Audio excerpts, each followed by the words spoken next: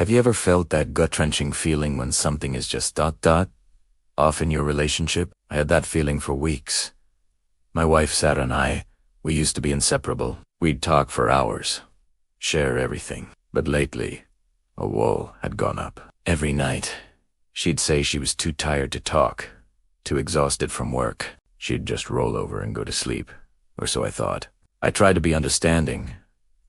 Maybe it was stress. I suggested we take a vacation, go on dates, anything to reconnect. But she always had an excuse.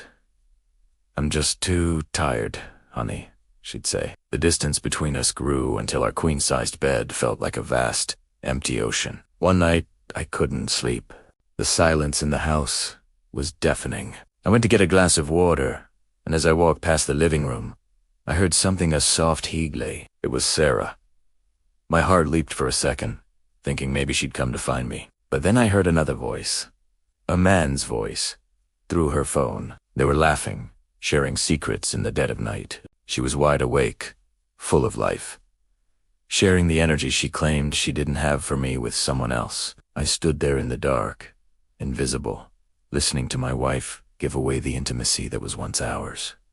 The "I'm too tired" was never about sleep. It was an excuse to escape our marriage and run into the arms of another. The confrontation the next morning was the hardest thing I've ever done. There were tears, denials, and then the painful truth. The late-night calls weren't just calls. They were a full-blown affair.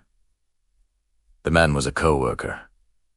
She said she felt seen by him. It was a dagger to the heart.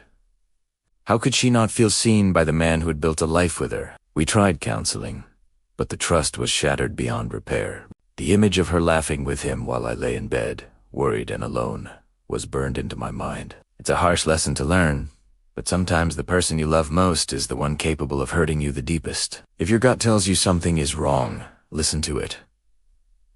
Don't ignore the red flags. It might just save you from a world of heartache. Thanks for listening to my story. If you've been through something similar, you're not alone. Follow for more stories.